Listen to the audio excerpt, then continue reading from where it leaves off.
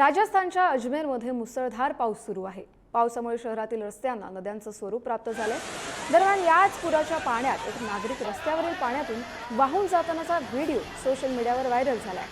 तर सततच्या पावसामुळे जिल्हाधिकाऱ्यांनी देखील सगळ्या खासगी आणि सरकारी शाळांना सुट्टी देखील जाहीर केली आहे। घरांमध्ये दुकानांमध्ये पाणी शिरल्यानं धान्य आणि विद्युत उपकरणांचं देखील मोठं नुकसान झालंय।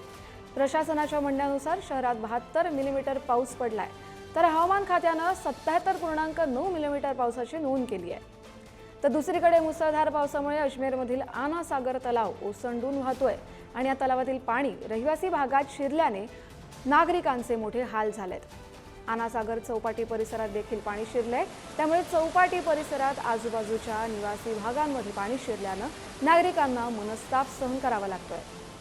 अजमेरमधली ही दृश्य आपण पाहतोय।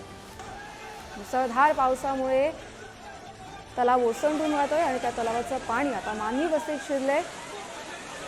काही तरुण वाहून जात होते, त्या एका तरुणाला वाचवण्यात इथल्या नागरिकांना यश आलंय। तर दुसरीकडे देखील पाणी दुकानांमध्ये घरांमध्ये शिरल्याने तिथलं घरातलं सगळं सामान देखील या पाण्यात वाहून जात आहे।